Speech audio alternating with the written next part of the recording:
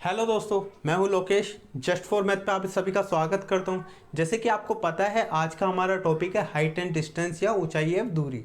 ये जो टॉपिक है आपका, ये ट्रिग्नोमेट्री से रिलेट करता है, ठीक है। मगर हम इस टॉपिक में देखेंगे कि इसका ट्रिग्नोमेट्री का जो फॉर्मूलेज होते हैं उनका कम से कम यूज़ कैसे करें, ठीक है। करते हैं वीडियो चालू।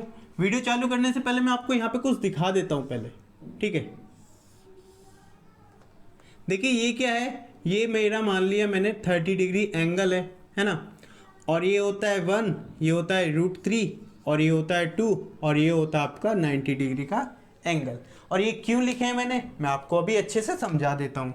आप सभी को पता है tan 30 की वैल्यू कितनी होती है, वो होती है आपकी 1/√3। अब इसी को मैंने किस रूप में लिखा है, इसी को लिखा है मैंने 1√3 और 2। और क्यों लिखा है मैं आपको यहाँ पे दिखा देता हूँ। आपको पता है ये लाल, आपने 10वीं में पढ़ रखे होंगे लाल बट्टे कक्का, या एक होता है P, B, P, H, H और B, ठीक है। ये होता है आपका साइन, यानी कि लंब बट्टे कर्ण, ये होता है आपका साइन थीटा। आधार बट्टे कर्ण, ये होता है आपका कॉस थीटा। और लंब बट्टे आधार, ये होता है आपका टेन थीटा। और आधार बट्टे लंब, ये होता आपका कॉट थीटा। और कर्ण बट्टे आधार, ये होता आपका सेक थीटा। और कर्ण बट्टे लंब, ये होता आपका कोसेक थीटा, ठीक है, या जिसे कोसाइन थीटा भी बोलते हैं, ठीक है। तो इसी में लिया है मैंने, ये क्या हो जाएगा मेरा, इस हिसाब से लंब बट्टे आधार, यानी कि tan का वैल्यू है तो tan के वाले लेंगे, लंब बट्टे आधार, या आप बोल सकते हो परपेंडिकुलर अपॉन बेस। तो ये हो जाएगा मेरा लंब, और नीचे वाला हो जाएगा मेरा आधार या परपेंडिकुलर अपॉन बेस। तो लंब की जगह क्या लिखा मैंने, लंब की जगह मैंने लिखा 1, और आधार की जगह मैंने क्या लिखा, √3। तो यही मैं आपको समझाना चाहता था कि ये जो tan 30 की वैल्यू है, मैंने डायरेक्टली उसे क्या करा, फिगर में चेंज कर दिया, ठीक है। अब मैं आपको 2-3 फिगर और दिखाता हूं जिससे आपको और समझ में आ जाएगा। ये था आपका tan 30 की वैल्यू। मैं एक ले लेता हूं tan 60 की वैल्यू। tan 60 की वैल्यू कैसे लेंगे, जैसे अब मैं फिगर बनाता हूं, और आपको पता है tan 60 की वैल्यू होती है √3, ठीक है। √3 का मतलब क्या होगा, यहाँ पे ये हो जाएगा आपका लंब, और नीचे जो भी है इसके आधार। और किसी भी संख्या के नीचे आपका एक तो होता ही होता है, यानी कि लंब मेरा आ गया √3 और आधार मेरा हो गया 1। और ये दो क्यों आया मैं आपको अभी बता दूंगा पहले, ठीक है। पहले फिगर देख लेते हैं। एक होता है भाई हमारा tan 45, और tan 45 का मान कितना होता है, वो होता है आपका 1। और 1 के नीचे 1 रखने से हमें कुछ फर्क नहीं पड़ेगा, क्योंकि एक को एक से काटेंगे तो भी एक ही आएगा, यानी कि tan 45 की मैंने वैल्यू चेंज नहीं करी। और ये क्या हो जाएगा, लंब बटे आधार, यानी कि tan 45 का अगर मैं इधर फिगर बना लेता हूँ तो ये 1 हो जाएगा, और ये भी 1 हो जाएगा। ये आपको पता है 90 डिग्री है। अब 1 और 1 हो गए तो ये बन जाएगा मेरा √2, यानी कि tan 45 में जो होता है आपका लंब और आधार दोनों के दोनों बराबर होते हैं। अब ये मैंने बोला 2 क्यों आया है भाई, ये भी मैं आपको बता देता हूँ। पहले आपको पता है एक पाइथागोरस परिमेय होती थी हमारी 10वीं क्लास में, ठीक है। उसका मतलब क्या होता था, मैं यहाँ लिख देता हूँ पाइथागोरस थ्योरम। उसका मतलब होता था आपका लंब का स्क्वायर प्लस आधार का स्क्वायर और बराबर कर्ण का स्क्वायर। यानी कि आप बोल सकते हो लंब को क्या बोलते हैं, परपेंडिकुलर, और आधार को बेस बोलते हैं, और कर्ण को बोलते हैं हाइपोटेनियस, ठीक है। तो यहाँ पे लंब कितना दे रखा है मेरा, मैं सिर्फ एक को बताऊंगा, आप दूसरे से चेक कर सकते हो। मैं लेता हूं tan 30 वाला, मेरा लंब कितना है यहाँ पर 1 है, तो 1 का स्क्वायर कर लेंगे। आधार कितना है √3 का स्क्वायर भी लिख लेते हैं। और कर्ण का स्क्वायर मेरे को निकालना है, क्योंकि 2 कैसे निकला है वो बताता हूं आपको। कर्ण का स्क्वायर अभी निकालेंगे। 1 का स्क्वायर 1 होता है, √3 का स्क्वायर आपका 3 होता है, और कर्ण का स्क्वायर। अब मेरे को सिर्फ निकालना क्या है, कर्ण। तो ये जो कर्ण का स्क्वायर है ना, इसे हटा देंगे, स्क्वायर को हटा देंगे, और क्या करेंगे, इसके ऊपर रूट लगा देंगे, यानी कि ये हो जाएगा आपका वर्गमूल। तो वर्गमूल 4 का मतलब क्या होता है, वर्गमूल 4 का मतलब होता है आपका 2, यानी कि कर्ण की वैल्यू कितनी आ गई मेरी, 2 आ गई, तो मैंने ये रख दी। ऐसे ही आप इन दोनों को भी रख सकते हो, ठीक है। अब हम करेंगे क्वेश्चन, जिससे आपको ये पता चल जाए कि मैंने ये फिगर क्यों बनाई थी और इनका यूज कैसे होगा। ठीक है, जैसे कि आप पहला क्वेश्चन देख पा रहे हैं, क्वेश्चन है आपका, एक सीढ़ी किसी दीवार के साथ इस प्रकार सटी हुई है कि वह धरातल के साथ 30 डिग्री का उन्नयन कोण बनाती है। वह दीवार के आधार से 100 मीटर की दूरी पर है। क्वेश्चन आपका इंग्लिश में, a ladder is lean against a wall in such a way that it makes an angle of 30 degree with the ground and is 100 meter away from the base of the wall. Then find out, आपको निकालना क्या क्या, दीवार की ऊंचाई कितनी है और सीढ़ी की लंबाई कितनी है। ठीक है, देखिए क्वेश्चन में हम सबसे पहले क्या करेंगे, फिगर बनाएंगे। ठीक है, मैं एक फिगर बना लेता हूं। ये दीवार होगी, ये होगी आपकी दीवार। ठीक है, और ये होगी आपकी सीढ़ी, ये होगी आपकी सीढ़ी। ठीक है, अब आपको यहां पे निकालना क्या है, यहां पे आपको एक चीज और दे रखी है। क्या दे रखा है कि ये जो सीढ़ी है ये धरातल से कितने मीटर दूर है, ये है आपके 100 मीटर। तो मैं यहाँ पे लिख देता हूँ आपका 100 मीटर, इन दोनों के बीच की क्या है, डिस्टेंस है भाई। और एंगल कितना बना रही है, एंगल बना रही है यह है आपका 30 डिग्री का।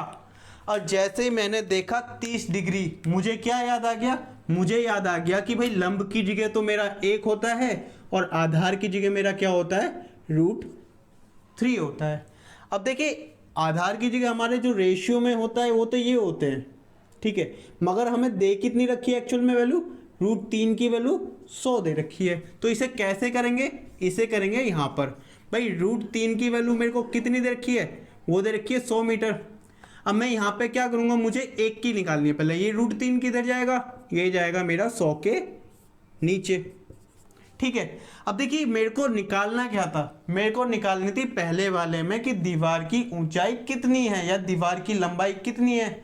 अब देखिए दीवार की लंबाई की इधर रेशियो क्या है आपका 1, और मेरी ये जो वैल्यू आई है ये किसकी वैल्यू आई है, ये आई है मेरी 1 की, यानी कि मेरा हो गया दीवार की लंबाई, यानी कि आंसर। और बी वाले पॉइंट में मेरे से क्या पूछा है, बी वाले पॉइंट में मेरे से पूछा है कि सीढ़ी की लंबाई कितनी है, और सीढ़ी के साथ में मेरा रेशियो कितना है, 2 का।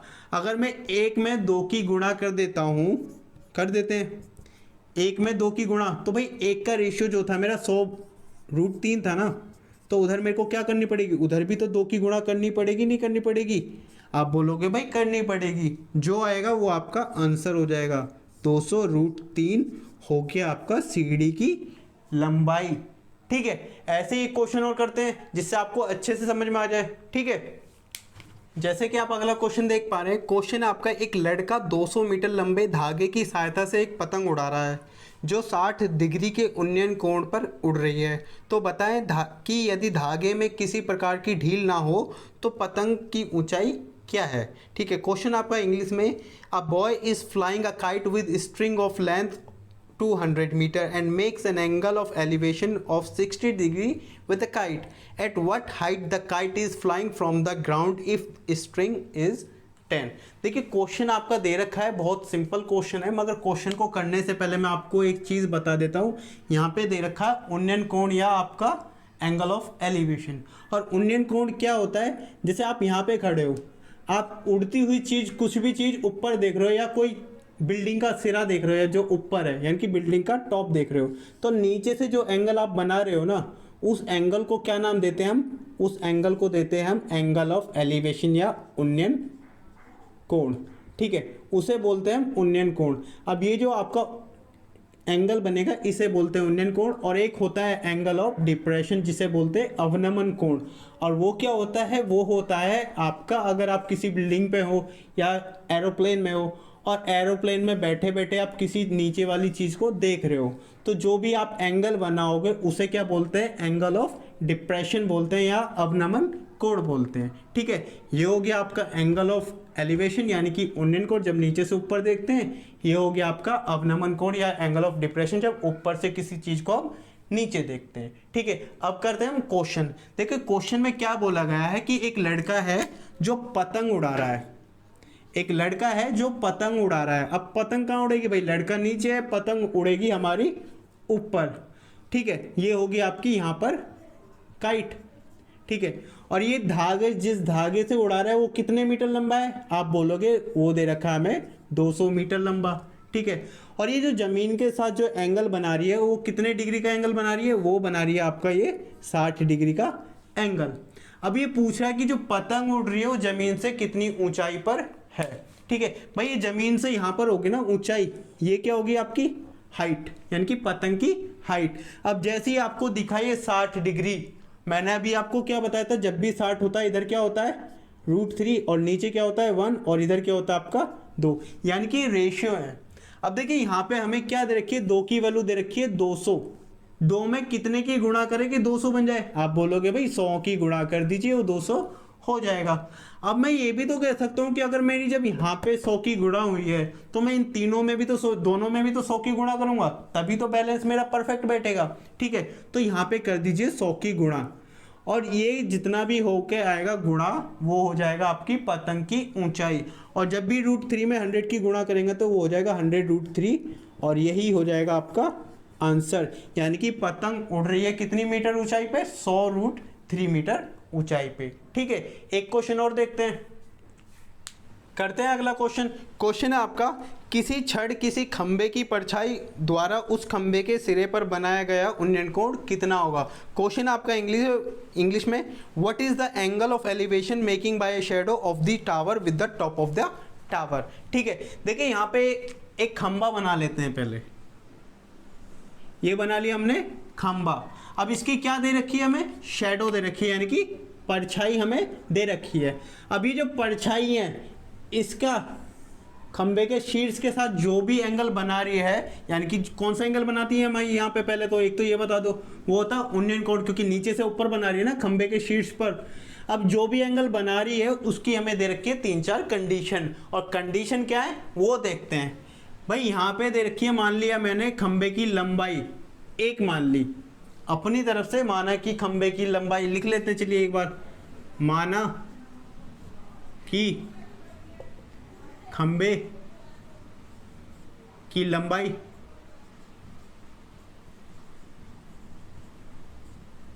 कितनी मान ली मैंने, 1 मान ली, ठीक है। अब मेरे को क्या कंडीशन दे रखी है कि खंबे की जो परछाई है खंबे की लंबाई का √3 गुना है, ये होगी आपकी खंबे की परछाई। क्या है ये, खंबे की लंबाई का कितना गुना है भाई, √3 गुना है। अब जब भी 1 में √3 की मल्टीप्लाई करते हैं तो कितना होता है, √3 होता है।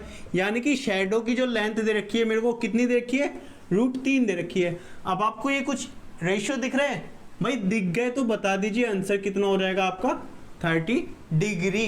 क्यों, क्योंकि जो 30 डिग्री वाले में था वो 1 था लंब और आधार कितना था, √3 था, ठीक है। ये हो गया आपका आंसर। और दूसरे वाले में क्या बोल रखा है, दूसरी वाली कंडीशन मेरी ये है कि जो खंबे की परछाई है वो खंबे की लंबाई के बराबर है, यानी कि खंबे की शैडो और खंबे की लंबाई, यानी कि ये होगी आपकी परछाई और ये होगी आपकी खंबे की लंबाई, यानी कि टावर, दोनों क्या है भाई, बराबर हैं। अब जब बराबर है यानी कि खंबे की लंबाई कितनी मानी हुई है हमने, 1 मानी हुई है, और खंबे की परछाई भी बराबर है, यानी कि ये भी 1 है। अब जब दोनों साइड बराबर होती हैं तो कौन सा एंगल बनाती हैं, वो आपका बनाती है 45 डिग्री का एंगल, यानी कि दूसरे वाले का आंसर हो गया हमारा 45, लिख दीजिए। पहले वाले का आंसर कितना था, वो था आपका 30 डिग्री, दूसरे वाले का है आपका 45 डिग्री, और बची हमारी तीसरी कंडीशन। तीसरी कंडीशन में क्या कह रखा है भाई, इसने बोल रहा है जो खंबे की परछाई है वो खंबे की लंबाई, यानी कि खंबे की लंबाई हमारी कितनी है, 1 मानी हुई है, खंबे की लंबाई का 1/3 है, 1/3 है। अब जब ये शैडो आ गई हमारी कितनी, आप बोलोगे 1/√3, तो हम यहाँ पे वैल्यू पुट कर देंगे भाई, सारी की सारी खंबे की लंबाई तो हमारी 1 ही है, खंबे की परछाई कितनी होगी 1/√3। अब देखिए 1/√3 को क्या करेंगे, जो नीचे वाली वैल्यू है ना, ये जो नीचे बट्टे में है, ये जो आपका दिख रहा है √3, इस √3 को हम यहाँ पे ले जाएंगे, या आप बोल सकते हो कि दोनों साइड क्या करेंगे, हम √3 से मल्टीप्लाई कर देंगे। यहाँ पे भी √3 की मल्टीप्लाई कर देंगे और यहाँ पे भी हमने √3 की मल्टीप्लाई कर दी, तो यहाँ तो √3 से √3 कट जाएगा और यहाँ पे क्या हो जाएगा √3, यानी कि अब क्या बन गया हमारा कंडीशन, हमारी कंडीशन बन चुकी है। अब यहाँ पे हो जाएगा हमारा 1 और यहाँ पे हो जाएगा हमारा √3। अब आपको पता है कि जब भी लंब में √3 होता है और आधार में 1 होता है तो कौन सा एंगल बनता है, वो बनता है आपका 60 डिग्री। तो यानी कि सी वाले का आंसर क्या हो जाएगा, हमारा हो जाएगा 60 डिग्री हो जाएगा आंसर। ये हो गया आपका क्वेश्चन। जैसा आप क्वेश्चन देख पा रहे हैं, क्वेश्चन आपका एक पेड़ आंधी में टूट गया है, उस पेड़ का शीर्ष जमीन से 60 डिग्री पर टिका हुआ है और उसकी दूरी पेड़ की जड़ से 100 मीटर है। क्वेश्चन है आपका इंग्लिश में, due to storm upper part of a tree is broken in such a way that it makes an angle of 60 degree with the ground and is 100 meter away from the base of the tree, then find out. देखिए पहले इसका क्या बनाएंगे, हम figure बनाएंगे, ठीक है। अब फिगर बनाने के लिए क्या करते हैं भाई, पेड़ दे रखा है ना, तो हम बना लेंगे यहाँ पे एक पेड़। अब देखिए मैं इसके ऊपर छतरी नहीं बना रहा, ठीक है, वो आप खुद बना लेना। मैंने बनाया है सिर्फ पेड़। और ये कहाँ से टूट गया है भाई, ये टूट गया है हमारा बीच में से, यानी कि ये जो हिस्सा है इसका ये टूट गया और कहाँ आ गया, ये आ गया हमारा नीचे, यानी कि जो ऊपर का ब्लैक वाला हिस्सा है वही टूट के नीचे आ गया, ठीक है, ये नीचे आ गया। और ये होगी जमीन से इसकी दूरी कि ये इतने मीटर जमीन से दूर है। कितने मीटर है, अब वो है आपका 100 मीटर, ठीक है, 100 मीटर ही है ना भाई, हाँ भाई 100 मीटर दूर है। और ये जमीन के साथ कितने डिग्री का कोण बना रहा है, आप बोलोगे ये बना रहा है हमारा 60 डिग्री का कोण, ठीक है। अब ये देखिए जैसे ही मेरे को 60 दिखा, मुझे क्या पता है भाई, लंब में होता है मेरा √3 और आधार में होता है मेरा 1 और कर्ण यानी कि हाइपोटेन्यूस में मेरा होता है 2। अब इसमें पहले वाले में क्या कंडीशन दी हुई है उसे देखने से पहले मैं आपको यहाँ पे कुछ दिखा देता हूँ। 1 की वैल्यू मेरी कितनी है, 100, तो क्या हुआ रहेगा भाई 1 के लिए 100 की गुणा, क्योंकि 1 को 100 बनाने के लिए उसमें 100 की गुणा कर दो, हो जाएगा आपका 100। तो भाई मैं यहाँ पे भी क्या करूँगा, मैं 100 की गुणा कर दूंगा सारी वैल्यू में बराबर करने के लिए। ये मेरा हो जाएगा कितना, ये मेरा हो जाएगा 100√3 और ये मेरा ऑलरेडी 100 दिया हुआ है, ये हो जाएगा मेरा 200, ठीक है। अब मेरे से क्या पूछा गया है वो देखते हैं। पहले वाले क्वेश्चन में मेरे से पूछा गया है क्या, कि पेड़ का कितना हिस्सा टूट गया है, यानी कि पेड़ की कितनी लंबाई टूट गई है। अब देखिए ये निकालने के लिए पहले ये देखिए यहाँ पे ये वाला हिस्सा ही तो टूटा था, ये वाला हिस्सा ही तो मेरा टूटा था, जो कि मेरा यहाँ पे ब्लैक में डार्क आ गया जमीन पे लिटा हुआ, ठीक है। अब मेरे को दे रखी कितनी लंबाई भाई, मेरी आ गई 200 मीटर लंबाई, कि इतने मीटर मेरा हिस्सा जमीन का, सॉरी पेड़ का टूट गया है, टूटा हिस्सा, या ब्रोकन लेंथ लिखते हैं, ठीक है, ब्रोकन लेंथ कितनी है मेरी भाई, आप बोलोगे 200 मीटर तो मेरी ये होगी। और इसने दूसरे वाले में क्या पूछा है, दूसरे वाले में मेरा पूछा है कि पेड़ की कितनी लंबाई नहीं टूटी। भाई दूसरे वाले में मेरे से पूछा है पेड़ की कितनी लंबाई नहीं टूटी। भाई पेड़ तो ये था ना पूरा, ऊपर वाला तो टूट गया, अब बचा कितना, ये वाला हिस्सा, यानी कि नॉट ब्रोकन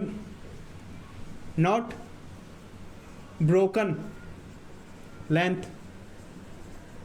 कितना है भाई मेरा 100√3, यानी कि इतनी मीटर की लंबाई मेरी पेड़ की नहीं टूटी, ठीक है। और तीसरे वाले में मेरा दे रखा है कि पेड़ की कुल कितनी लंबाई थी।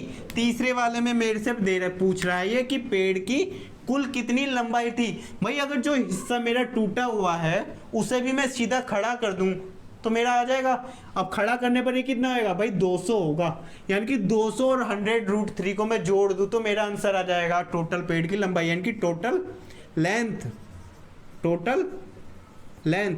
और वो कितनी आएगी भाई 200, यानी कि जो मेरा हिस्सा टूट गया है और जो नहीं टूटा उन दोनों को क्या करेंगे हम जोड़ देंगे। और यहाँ से मैं क्या करूँगा 100 में कॉमन ले लूँगा तो मेरा इधर क्या बचेगा 2 बचेगा और इधर क्या बचेगा मेरा √3, यानी कि पेड़ की लंबाई कितनी थी टोटल 100 ब्रैकेट में 2 + √3 आपका आंसर हो जाएगा। अब इसने पूछा है चौथे पार्ट में मेरे से इंपॉर्टेंट चीज, क्या पूछी है भाई, मेरे से पूछा कि पेड़ का कितना हिस्सा टूट गया है। इस बार अभी तक तो हमसे पूछी थी लंबाई कि कितने मीटर लंबाई टूटी या कितने मीटर पेड़ था या कितने मीटर नहीं टूटा। यहाँ पे पूछा है हिस्सा यानी कि पार्ट, यानी कि जो जैसा आपका टोटल पार्ट मान लीजिए मेरा 5 था, ठीक है 5 था मेरा, 5 में से 2 हिस्सा टूट गया तो कितना टूटेगा भाई 2/5 बोल सकते हो आप। ऐसे ही मेरा यहाँ पे निकालेंगे टोटल पार्ट। टोटल पार्ट कितना है भाई, टोटल पार्ट किसका, पेड़ का, वो कितना है भाई, ये जो अब रेड रेड में बनाए रखे थे ना मैंने, ये 2√3 इनको देखेंगे भाई। टूटा हिस्सा मेरा 2 था और जो साबुत था वो कितना था मेरा √3 था।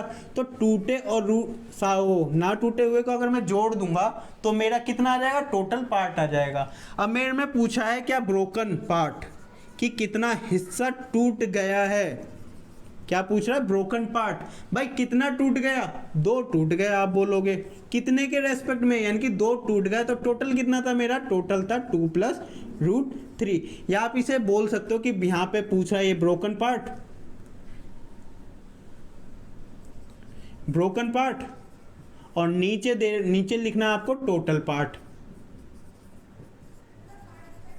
ठीक है, अब ये हो गया मेरा चौथे वाले का आंसर। और 5वें वाले में आपका क्या पूछा, उसने पूछा है मेरे से कितना हिस्सा नहीं टूटा, तो नॉट ब्रोकन पार्ट के लिए क्या आएगा, नॉट ब्रोकन।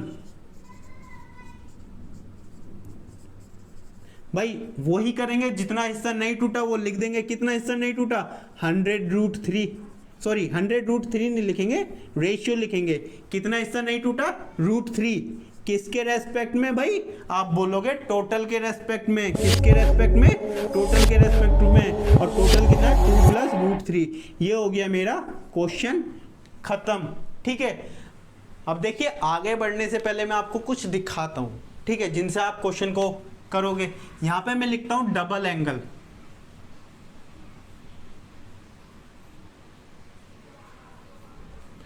भाई एक मैं ले लेता हूं यहां पे फिगर, और मैं ये बना देता हूं यहां पे मेरा ये 30 डिग्री का है, ये मेरा 45 डिग्री का है।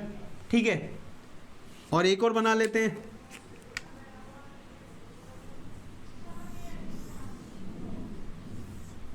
ये मेरा 45 डिग्री का है, ये मेरा 60 डिग्री का है। एक और बना लेते हैं,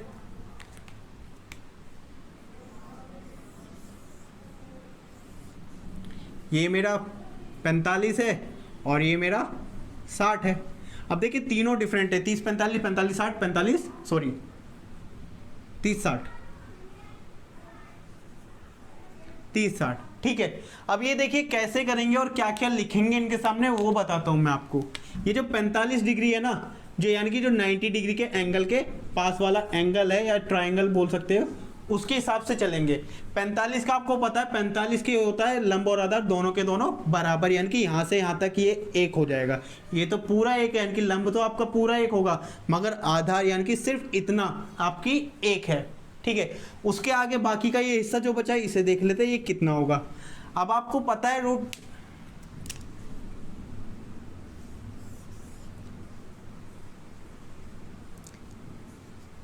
यानी कि जब हमारा एंगल 30 डिग्री का होता है तो हमारे लंब क्या होता है, एक होता है, और आधार कितना होता है, √3 होता है, वो √3 होता है। तो जब ये एंगल 30 है तो यहाँ से यहाँ तक की वैल्यू कितनी हो जाएगी, आप बोलोगे भाई √3 हो जाएगी मेरी। ठीक है, अब देखिए ये तो पूरे की है ना √3, अगर मेरे को यहाँ की वैल्यू निकालनी है सिर्फ यहाँ से यहाँ तक की, तो मैं क्या करूँगा, मेरी जो ये एक है, क्योंकि यहाँ से यहाँ तक की मेरी कितनी लंबाई है, आप बोलोगे √3 है। अगर √3 में से मैं एक घटा दूँ तो मेरी यहाँ से यहाँ तक की लंबाई आ जाएगी। ठीक है, तो मैं घटाऊंगा तो भाई घटाने पर कितना आएगा, वो हो जाएगा मेरा √3 - 1, यानी कि मेरी यहाँ से यहाँ तक की लंबाई कितनी आ गई भाई, आप बोलोगे √3 - 1 आ गई है। ठीक है, अब ये वाला देख लेते हैं 60 वाला। 60 वाले में भी हम क्या करेंगे, वही करेंगे जो यहाँ पे कराते हैं, यानी कि पास वाले एंगल को देखेंगे। जैसे यहाँ पे 45 देखा था, यहाँ पे क्या देखेंगे, 60 को देखेंगे। और 60 के सामने क्या होता है, √3 ऊपर होता है, यानी कि लंब की जगह, और आधार की जगह कितना होता है, एक होता है, यानी कि यहाँ से यहाँ तक आपका एक चलेगा। और आपको पता है ये क्या है, भाई ये है 45 डिग्री वाला एंगल, क्योंकि बड़ा वाला ट्राइंगल, ठीक है। अब आपको पता है जब भी 45 होता है तो क्या करते हैं, ये 45 है, ये भी एक होता है, ये भी एक होता है। अब इस पूरे की लंबाई क्या आ जाएगी, एक आनी चाहिए, नहीं भाई मेरे यहाँ पे देखिए ये कितना है, एक है, तो ये एक आया है। और मेरा यहाँ पे कितना है, √3 है, तो मैं यहाँ पे कितना लिखूंगा, √3 लिखूंगा। अब मेरे को निकालनी है ये, अगर मैं √3 में से एक घटा दूं तो मेरे को यहाँ वाली वैल्यू पता चल जाएगी, तो घटा देते हैं भाई, √3 - 1, ठीक है। यानी कि पूरी लंबाई तो मेरी √3 है, मगर यहाँ से यहाँ तक की लंबाई कितनी है, √3 - 1, ठीक है। अब देखिए दोनों एंगल कैसे हैं, सेम है, 30 45 45 60, 15 15 का डिफरेंस, आपको ऐसे याद करने में आसानी होगी। अब करते हैं ये वाला, यानी कि 30 और 60 वाला, कि ये कैसे होगा। अब देखिए यहाँ पे भी क्या लेंगे, 60 डिग्री वाला एंगल लेंगे, यहाँ पे √3 आएगा और यहाँ पे कितना आएगा, 1, यानी कि यहाँ से यहाँ तक की लंबाई कितनी है आपकी, 1 है। और आपको पता है ये अच्छे से, अभी बताया था कि जब भी 30 होता है तो यहाँ पे कितना होता है, 1 होता है, और यहाँ पे कितना होता है आपका, √3 होता है। अब देखिए यहाँ पे 1 की जगह कितना दे रखा है, यहाँ पे तो 1 है, यहाँ पे 1 की जगह कितना है मेरा, √3, क्यों, क्योंकि भाई एंगल अब ये वाला बच गया ना 30 वाला, तो 1 की वैल्यू कितनी दे रखी है मेरे को, √3 दे रखी है। और मेरे को निकालनी किसकी है, मेरे को निकालनी है √3 की। अगर मैं यहाँ पे √3 से मल्टीप्लाई कर दूँ दोनों साइड, यानी कि तो मेरे को √3 की वैल्यू मिल जाएगी, वो कितनी हो जाएगी, मेरी हो जाएगी √3 से √3 मल्टीप्लाई करा तो 3, यानी कि √3 की यहाँ पे जो √3 था नीचे बेस में, यहाँ से यहाँ तक कितना हो जाएगा मेरा, 3 हो जाएगा, ठीक है। यानी कि √3 की जगह मैं क्या लिख सकता हूँ, अब 3 लिख सकता हूँ। अब मेरा 3 तो ये आ गया, यानी कि यहाँ से यहाँ तक की लंबाई मेरे को निकालने का था, यहाँ से यहाँ तक की लंबाई निकालनी है सिर्फ, तो मैं क्या करूँगा, 3 में से 1 घटा दूंगा तो मेरा आ जाएगा कितना, 2, यानी कि यहाँ से यहाँ तक की लंबाई, ठीक है। आए समझ में। अब इससे करेंगे रिलेटेड हम क्वेश्चन, ठीक है। अब देखते हैं डबल एंगल क्वेश्चन, ठीक है। जैसे पहला क्वेश्चन आप देख पा रहे हैं, पहला क्वेश्चन है 100 मीटर ऊंचे किसी टावर के शिखर पर खड़ा एक व्यक्ति देखता है कि 2 कारें एक ही दिशा से मीनार की ओर क्रम से 30 व 60 डिग्री के अवनमन कोण बनाती आ रही हैं, तो दोनों के बीच की दूरी क्या है। क्वेश्चन आपका इंग्लिश में, a person is standing on the top of a tower of 100 meter high. He observed that 2 cars are approaching toward the tower from the same direction, making an angle of depressing on 30 and 60 degree respectively. What is the distance between 2 cars? ठीक है, देखिए यहाँ पे क्या दे रखा है, हमें दे रखे हैं 2, हमें दे रखा है क्या, एक टावर है जहाँ पे एक व्यक्ति खड़ा है, ठीक है। और वो यहाँ से देख रहा है कि आप कि 2 कारें एक ही दिशा से आ रही हैं, ठीक है, एक ही दिशा से आ रही हैं। तो वो क्या देखता है कि यहाँ पे डिप्रेशन, जो एंगल ऑफ डिप्रेशन है, यानी कि अवनमन कोण है, वो क्रम से क्या है, पहला 30 है, तो भाई ये 30 हो गया, यानी कि यहाँ पे 30 है। तो आपको पता है जब भी ऐसा एंगल बनता है कि ये मान लीजिए 45 है, तो ये भी कितना होगा, 45 है। ये अगर 60 है तो ये भी कितना होगा, 60 होता है, ठीक है। तो यहाँ पे क्या दे रखा है, यहाँ पे दे रखा था मैं, पहला एंगल जो था वो 30 था और दूसरा कितना है, दूसरा हमारा 60, यानी कि ये हो जाएगा हमारा 60, ठीक है। और ये कितने मीटर ऊंचे टावर पे खड़ा है, ये आपका खड़ा है 100 मीटर, यानी कि ये 100 मीटर ऊंचे टावर पे या मीनार पर खड़ा है, ठीक है। और ये हमसे क्वेश्चन में पूछ रहा है कि इन दोनों कारों के बीच की दूरी, यानी कि पहली कार यहाँ थी और दूसरी कार यहाँ थी, तो इन दोनों के बीच की दूरी क्या है, ठीक है। अब देखिए इस क्वेश्चन को हम डबल एंगल, जैसा अभी मैंने बताया था कि वहाँ वैसे भी कर सकते हैं और कैसे कर सकते हैं, एक तरीका और है। अगर आपको ये x निकालना है, मान लीजिए ये x है, ठीक है, ये मान लिया मैंने x है, तो इस x को निकालने का एक तरीका होता है, क्या होता है, x 2h/√3। और ये सिर्फ तब होता है जब आपका एंगल क्या हो, 30 और 60 हो और दोनों के दोनों एंगल एक ही दिशा में हो। तो ये आपको ध्यान देने वाली बात है, ठीक है, ये आपको नोट करने वाली बात है कि एंगल क्या होने चाहिए, डिग्री जो होनी चाहिए वो 30 या फिर 60 होनी चाहिए, और दोनों की दोनों क्या होनी चाहिए, सेम डायरेक्शन में होनी चाहिए, ठीक है। और इसके करने का तरीका एक और भी है, जो आपका फॉर्मूला बेस होता है, वो क्या होता है भाई, वो होता है x एच और cot theta 1 minus cot theta 2। और यहाँ पे थीटा 1 क्या होगा, थीटा 1 ये होगा और थीटा 2 क्या होगा हमारा ये हो जाएगा। ठीक है, और जो इसका बेसिक तरीका है जो मैंने अभी आपको बताया था कि क्या, कि हम इसे करेंगे ट्रिग्नोमेट्री के फॉर्मूले कम से कम यूज।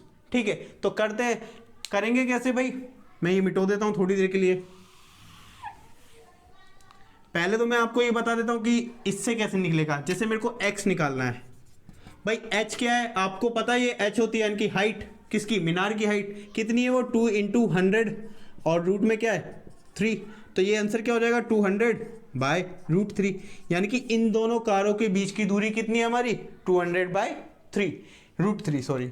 या फिर जो दूसरा तरीका है वो क्या है, वो आपका ये है, जब भी हमारा 60 होता है तो हम इसे क्या मानते हैं भाई, इसे मानते हैं 3√3 और इसे क्या मानते हैं, इसे मानते हैं 1 और ये क्या होता है हमारा 2। क्यों, क्योंकि यहाँ से यहाँ तक कितना होता है कंप्लीटली 3 होता है। मैंने अभी आपको डबल एंगल वाले जो फिगर बनाई थी उनमें आपको अच्छे से समझाया था। ठीक है, तो आपको निकालना क्या है, देखिए यहाँ से ये √3 की वैल्यू कितनी है भाई, √3 की वैल्यू मान लोगे आपकी 100 मीटर है, दे रखी है, तो यहाँ से 1 की वैल्यू कितनी आ जाएगी 100/√3 और हमें निकालनी किसकी है 2 की, तो यहाँ पे 2 की जब निकालनी है तो 200/√3 आपका आंसर हो जाएगा।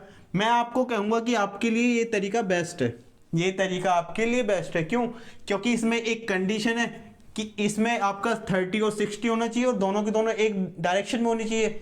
अब गलती से हो सकता है 30 की जगह 45 हो, 30-45 हो या 45-60 हो सकता है। ठीक है, तो वहाँ पे ये तरीका यूज़ नहीं होगा।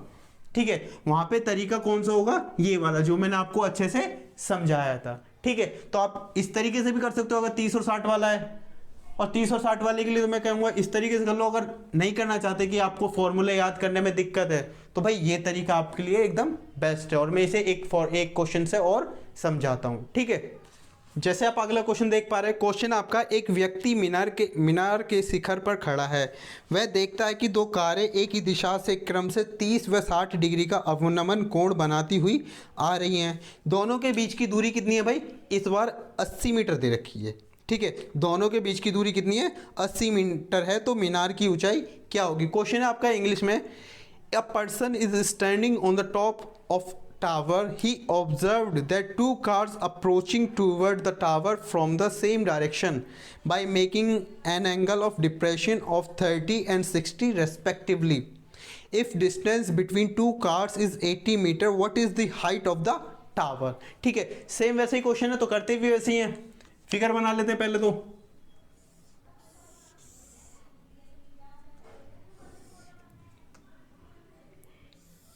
भाई पहला कितना दे रखा है 30 दे रखा है, तो ये वाला कितना हो जाएगा 30 हो जाएगा, और दूसरा कितना दे रखा है 60 दे रखा है, तो ये कितना हो जाएगा ये हमारा 60 हो जाएगा। ठीक है, और इन दोनों कारों के बीच की दूरी कितनी दे रखी है, इस बार दे रखी है हमें दूरी, बीच की दूरी वो कितनी है 80 मीटर है।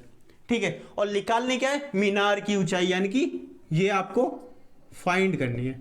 अब देखिए अभी जो मैंने बताया था 30 के लिए क्या होता है 2 होता है, 60 के लिए 1 होता है, और ये कितना होता है √3 होता है। अब 2 की वैल्यू 80 है, 2 की वैल्यू मेरी 80 है, 1 की वैल्यू मेरी हो जाएगी 40 और √3 की वैल्यू हो जाएगी 40√3, यानी कि मीनार की ऊंचाई कितनी आ गई आपकी 40√3 आ गई।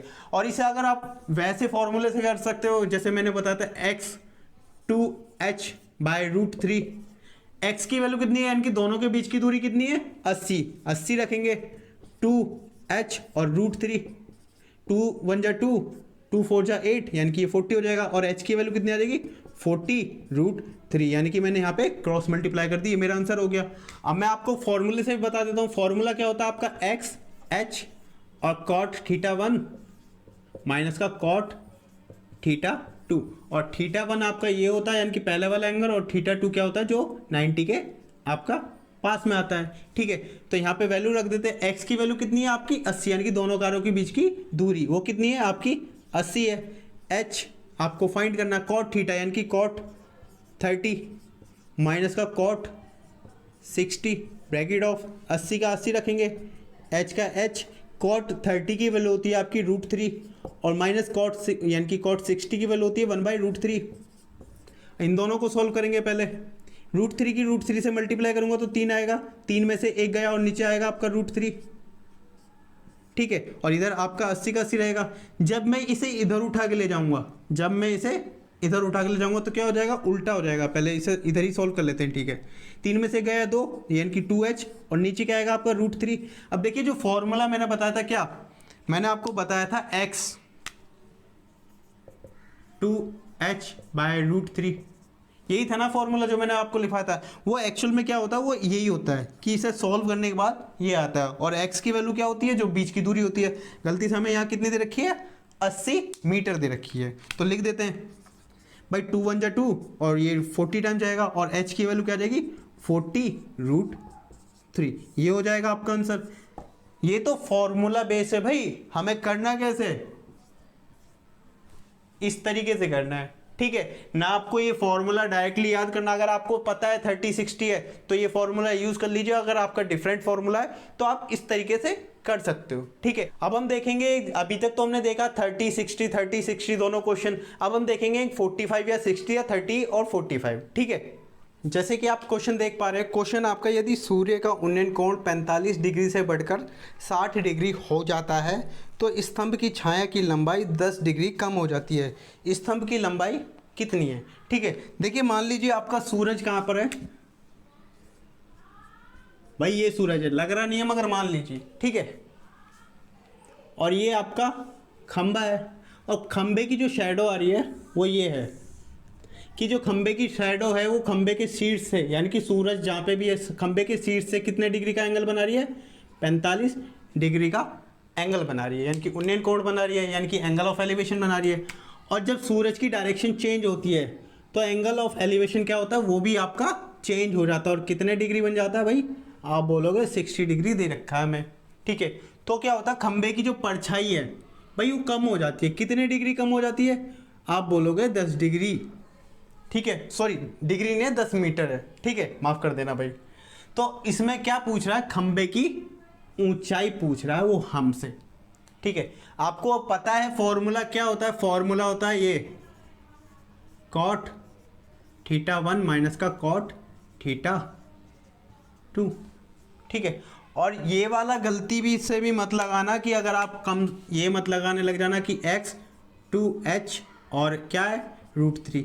ये वाला फॉर्मूला कहाँ पे यूज़ होता है, सिर्फ जहाँ पर एंगल क्या होता है आपका, या तो एंगल आपका 30 हो या फिर एंगल आपका 60 हो, यानी कि दोनों के दोनों एंगल आपके सेम होने चाहिए और दिए हुए होने चाहिए 30 और 60, ठीक है। तो हम इसे वैसे भी कर सकते हैं, जैसे तरीका जो मैंने आपको बताया था रेशियो वाला, कि जब यहाँ पे 60 होता है तो इधर कितना होता है √3 होता है, और इधर कितना होता है 1 होता है, और यहाँ पे आपको पता है ये क्या होता है √3 होता है। क्यों, क्योंकि 45 के रेस्पेक्ट में भी तो लेना पड़ता है। और ये डायरेक्शन क्या होती है हमारी, ये √3 माइनस का 1 होती है, और इसकी वैल्यू आपको पता है 10 दे रखी है, ठीक है। आप इस तरीके से भी कर सकते हो और इस तरीके से भी कर सकते हो। मैं इस बार आपको दिखाऊंगा बिना फॉर्मूले के, यानी कि ये सॉरी फॉर्मूले वाला तरीका, और फिर बाद में बताऊंगा बिना फॉर्मूले वाला तरीके से कैसे करेंगे, ठीक है। अभी यहाँ पे रख देते हैं हम सिर्फ 10 जो कि आपका दिया हुआ था, ठीक है। तो यहाँ पे रखते हैं x की वैल्यू कितनी हुई है, दी हुई है 10, और h आपको फाइंड करना है। cot थीटा कितना है 45, और cot 45 की वैल्यू होती है आपकी 1, रख दीजिए। और cot θ2 कितना दिया हुआ है 60, और cot 60 की वैल्यू होती है 1/√3। इसे सॉल्व करेंगे, h √3 की मल्टीप्लाई 1 से करेंगे √3 आएगा, और √3 - 1 और नीचे √3, ठीक है। अब इसकी कर देंगे हम क्या, क्रॉस मल्टीप्लाई, यानी कि √3 की मल्टीप्लाई 10 से और √3 - 1 की नीचे, तो h आ जाएगा 10 √3 और √3 - 1। अब इसका क्या करूँगा मैं, इसका करूँगा रेशनलाइजेशन, यानी कि सरलीकरण। जो साइन आपको पता है सरलीकरण में क्या होता है, साइन चेंज हो जाता है, जो भी नीचे साइन है वो अपोजिट हो जाता है, यानी कि √3 + 1 हो जाएगा, क्योंकि माइनस था तो इधर क्या हो जाएगा आपका प्लस हो जाएगा, ठीक है। इसकी मल्टीप्लाई इससे करेंगे, 10 √3 की मल्टीप्लाई जब 3 से करूँगा तो कितना आएगा मेरा 30 आएगा, यानी √3 से √3 यानी कि रूट से रूट कट जाएगा तो 10 × 3 30 हो जाएगा। और 10 √3 की मल्टीप्लाई जब 1 से करूँगा तो कितना आएगा, सेम आएगा, यानी कि 10 √3 आएगा। और जब a माइनस यानी कि √3 - 1 और √3 + 1 की मल्टीप्लाई करूँगा तो मेरा कितना आएगा 3 - 1। क्यों, क्योंकि भाई आपको पता है a - b और a प्लस बी की जब मल्टीप्लाई करते तो क्या आता है ए स्क्वायर माइनस का बी स्क्वायर। तो यहाँ पे क्या था मेरा √3 माइनस 1 था a माइनस बी की जगह, और √3 प्लस 1 था a प्लस बी की जगह। तो मेरा क्या हो जाएगा a की स्क्वायर, यानी कि √3 का स्क्वायर करूँगा और माइनस का भी स्क्वायर करूंगा, तो √3 का स्क्वायर कितना होता है 3, और ये होता है आपका 1, तो जो कि मैंने यहाँ पे लिखा है। ठीक है, इसे आप डायरेक्टली चलो इतना ही रन देते हैं, ये कितना हो जाएगा 30। यहाँ से आप 10 भी कॉमन ले सकते हो, अभी नहीं लेंगे, अभी ऐसे ही रन देंगे। चलिए 10 ले लेते हैं कॉमन, 10 कॉमन ले लेंगे तो फिर वही आ जाएगा। ठीक है, तो अगर आपको थोड़ा सा सिंपल और करना है तो आप क्या कर सकते हो भाई, यहाँ से ही कॉमन ले लीजिए। यहाँ से मैं जब मुझे पता है कि 10 की मल्टीप्लाई होनी है अंदर, तो मैं यहाँ से 10 पहले ही बाहर ना ले लूँ। ठीक है, अब मैं क्या करूँगा, यहाँ से सिर्फ मैं √3 की मल्टीप्लाई करूँगा। √3 की √3 से मल्टीप्लाई करूँगा तो 3 आएगा, √3 की 1 से करूँगा तो मेरा कितना आएगा √3 आएगा। ठीक है, और नीचे जो था आपका 3 माइनस 1 लिख दीजिए, और ये कितना आ जाएगा 10, 3 प्लस √3, और नीचे क्या आ जाएगा आपका 2, 2 1 जा 2, 2 5 जा 10। तो आपका आंसर क्या हो गया भाई, आंसर हो गया आपका 5, 3 प्लस √3 और कुछ नहीं, ये हो गया आपका आंसर। ये हो गया आपका फॉर्मूला बेस। अब करेंगे वैसे, देखिए वैसे भी ऐसे ही होगा, मगर मैं आपको थोड़ा सा दिखा देता हूं और उसके बाद आप कैलकुलेशन खुद कर सकते हो। ठीक है, मैं आपको सिर्फ दिखाने के लिए कर रहा हूं, क्योंकि उसके बाद आपको करना फिर भी यही चीज़ें यहां से लेकर नीचे तक। ठीक है, करते हैं। पहले यहां पे क्या लिखा था मैंने, √3 माइनस 1 लिखा था ना, तो यहां पे करेंगे हम क्वेश्चन को आगे। तो √3 माइनस 1 की वैल्यू कितनी दे रखी है मेरे को, वो दे रखी है 10 मीटर। अब मुझे क्या निकालनी है, पहले मेरे को निकालनी है 1 की वैल्यू।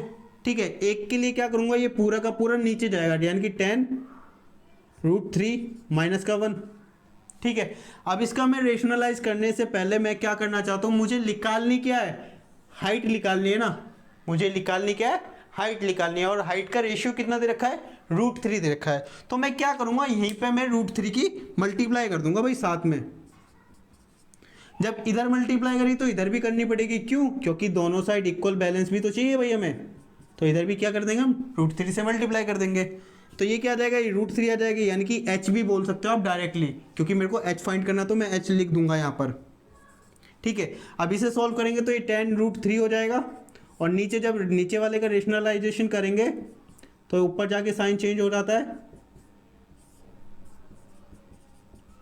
अब आपको दिख रहा होगा ये और ये कोई डिफरेंस नहीं है। ठीक है, तो आप ऐसे भी कर सकते हो और ऐसे भी क्वेश्चन को कर सकते हो, जो आपको अच्छे से आए आप उससे कीजिए। ठीक है, अब करेंगे हम क्वेश्चन जो अपोजिट डायरेक्शन में होते हैं, यानी कि एक कार दूसरी दिशा से आ रही है और एक कार दूसरी दिशा से आ रही है। ठीक है, जैसे कि आप क्वेश्चन देख पा रहे हैं, क्वेश्चन आपका 100 मीटर ऊंचे एक टावर के शिखर पर खड़ा हुआ एक व्यक्ति देखता है कि 2 कारें विपरीत दिशा से उस मीनार की तरफ क्रम से 30 व 60 डिग्री का अवनमन कोण बनाती हुई आ रही हैं, तो दोनों कारों के बीच की दूरी क्या है। क्वेश्चन है आपका इंग्लिश में, a person is standing on the top of a tower of 100 meter high, he observed that 2 cars are approaching toward the tower from opposite direction, making an angle of depression of 30 degree and 60 degree respectively.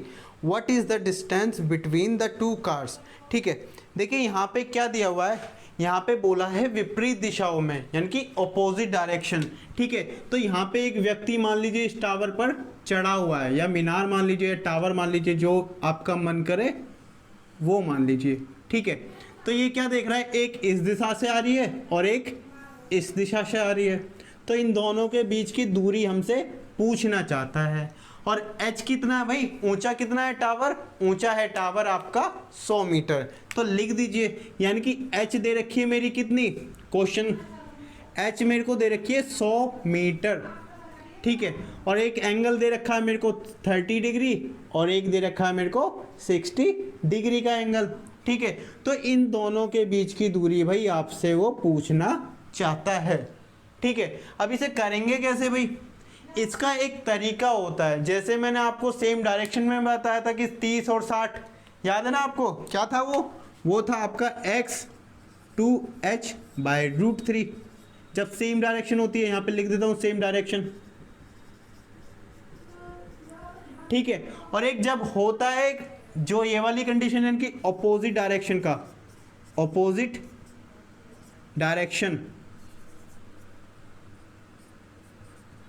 किसके लिए भाई, आप बोलोगे 30 और 60 degree वाले angles के लिए only. याद रखना उसमें क्या होता है, उसका फॉर्मूला होता है भाई हमारा क्या, 4h/√3। ये फॉर्मूला हमारा होता है अपोजिट डायरेक्शन के लिए, और ये वाला फॉर्मूला होता है हमारा सेम डायरेक्शन के लिए। ठीक है, तो मैं इसे मिटो देता हूँ थोड़ी देर के लिए और क्वेश्चन का करते हैं। पहले वही देख लेते हैं, फॉर्मूला क्या था, x 4h/√3। ठीक है, तो करते हैं। x की वैल्यू क्या है मेरे को निकालनी है। h कितना दे रखा है, h मेरे को दे रखा है 100, तो यहाँ पे 100 की मल्टीप्लाई करूँगा और √3, और ये मेरा हो गया आंसर 400/√3। यानी कि दोनों कारों के बीच की दूरी कितनी है मेरी, 400/√3। ठीक है, और आपको फॉर्मूला याद है जो मैंने फॉर्मूला बताया था, क्या था, x h और cot θ1 माइनस का cot θ2। ये कौन से के लिए था, जब दोनों की दोनों सेम डायरेक्शन में हो, और जब अपोजिट डायरेक्शन में हो तो क्या करेंगे भाई, माइनस की जगह क्या करोगे आप, प्लस कर दोगे। ठीक है, ये फॉर्मूला इजी है ना, तो करते हैं इसे भी। पहले इसे मिटो देता हूं मैं, यहीं पे करूंगा मैं आपके लिए। x मेरे को निकालना है, तो x ये रहा भाई। h कितना है, यहाँ पे अभी फॉर्मूला लिख रहा हूं मैं सिर्फ आपके लिए। ठीक है, h कितना है, h मेरे को दे रखा है 100 मीटर। cot थीटा कोई सा भी मान लीजिए, देखिए जब प्लस करना तो कोई फर्क नहीं पड़ता कि θ1 ये होगा या θ1 ये होगा, कोई सा भी आपको जो मन करे वो मान लीजिए। cot थीटा यानी कि मैंने मान लिया ये cot 30 की वैल्यू कितनी होती है, cot 30 की वैल्यू होती है मेरी √3, और cot 60 की वैल्यू कितनी होती है, 1/√3। ठीक है, जब इसे सॉल्व करेंगे तो ये 100 होगा, और √3 की √3 से मल्टीप्लाई करूंगा तो 3 हो जाएगा, 3 + 1 और √3 नीचे, और इसे जब सॉल्व करेंगे तो 4 × 100, क्योंकि ये 4 हो जाएगा, 100 की मल्टीप्लाई करूंगा तो ये हो जाएगा मेरा 400√3। ये हो गया मेरा आंसर। ठीक है, यानी कि अपोजिट डायरेक्शन में भी हो तो भी हम क्वेश्चन को इजीली कर सकते हैं, बिना फॉर्मूले के भी, जो मैंने अभी करवाया था, और फॉर्मूले के साथ भी करते हैं। ठीक है, एक क्वेश्चन और करते हैं। जैसे कि आप क्वेश्चन देख पा रहे हैं, क्वेश्चन है आपका हिंदी में, बराबर ऊंचाई के दो खंबे एक 100 मीटर चौड़ी सड़क के दोनों ओर आमने सामने खड़े हैं।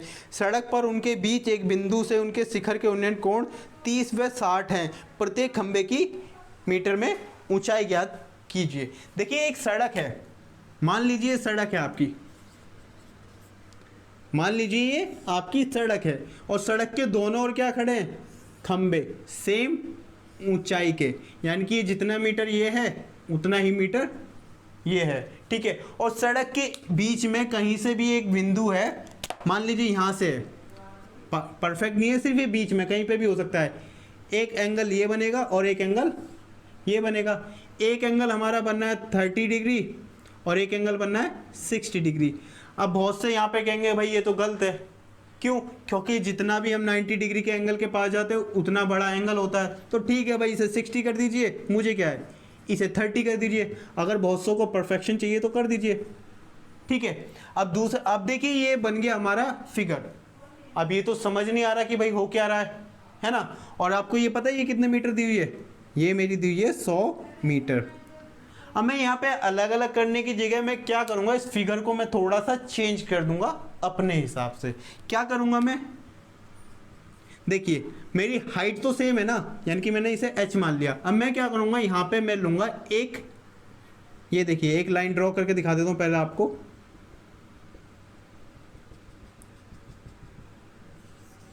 भाई ये h है, ये भी h है, ये भी h है, क्योंकि तीनों की तीनों क्या है, सेम है। ठीक है, और ये लाइन मैंने क्यों खींची, क्योंकि इसके मेरे को क्या लेना था, पैरेलल लेना था, यानी कि समान अंतर मेरे को एक रेखा खींचनी थी इस वाली लाइन की। ठीक है, यहाँ पे अगर आप नाम देना चाहते हो तो नाम दे सकते हो, मैं एक नाम दे देता हूँ, चलो A B C D, और इसे E मान लेता हूँ, इसे F मान लेता हूँ। ठीक है, अब मैं क्या करूँगा, इसे घुमा दूंगा भाई, इस फिगर को क्या करूँगा, घुमा दूंगा। अब मैं क्या लूँगा, ये जो मेरी लाइन है ये मेरी एफ ही थी, ई एफ थी ना, मैं इसे बना दूंगा एफ ई, क्योंकि मैंने फिगर को क्या किया, घुमा दिया। और यहाँ पे एक लाइन खींच दूंगा जो कि मेरी है ए और डी है।